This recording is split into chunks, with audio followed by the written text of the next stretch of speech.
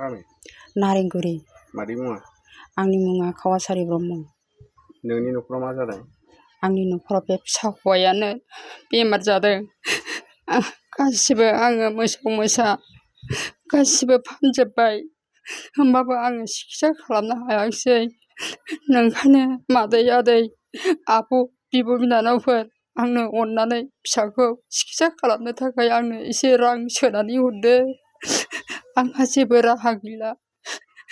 ओरैनो मासे गोबावसै बेमार जानाया गोबाव जाबाय 2.5 बोसोरानो थांबाय होनदां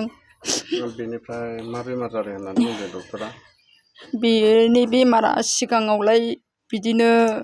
मा होनोमोनलाय टिबि मोनदों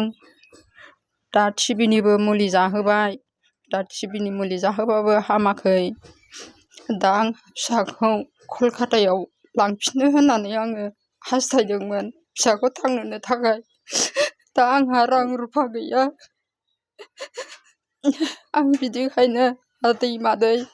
दामोन बाजिमोन आङो एसे रां रुफा हास्थायदों आरो हांख्रायदों जा थाइसे हरो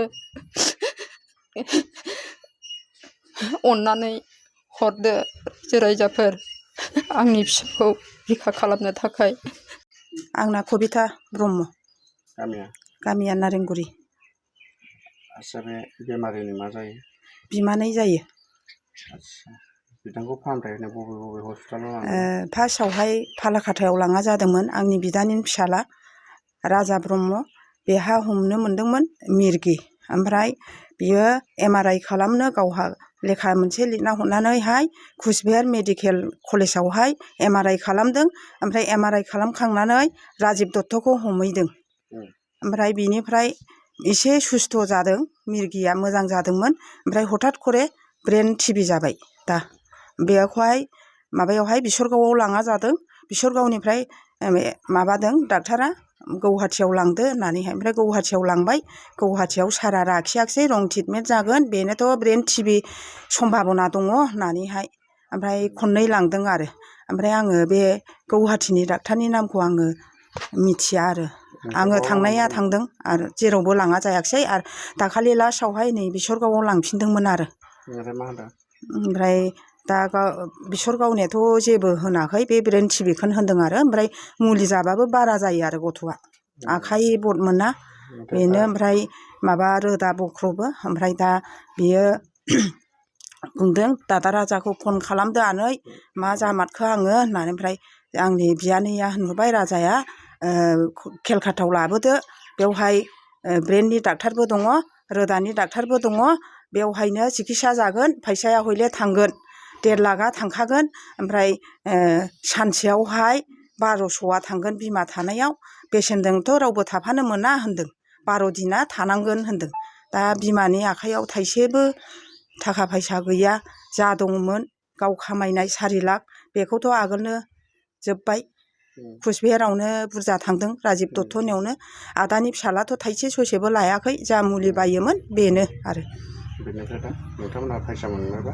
फैसा मोनोबा बे केलकातायाव लांगोन आरो दा फैसा मोनाबा रायजो राजाखौहाय थाइसे थाइनै जुदि हरोमोनबा मोजां जागौमोन आरो गथ'आ हयथ' मोजां जागोन खोमालायो बोरै जोङो नायनानै थाबावनो बे गथ'खौ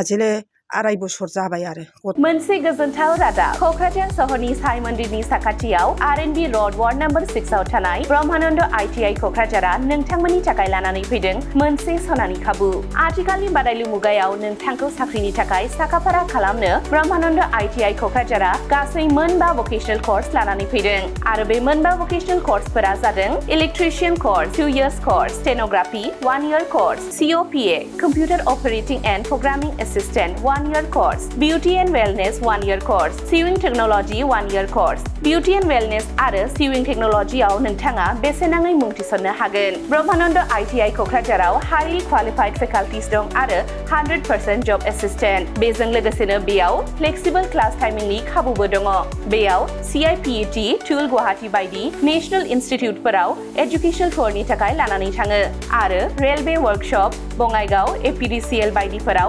इन्टार्नशिपनि थाखाय दैथायहरनाय जायो आबुङै मिथिनो थाखाय ब्रह्मानन्द ITI क'क्राझाराव थांनानै एबा 9101325849 एबा 8638683243 मबाइल नाम्बाराव कल खालामनानै सोलाद लानो हागोन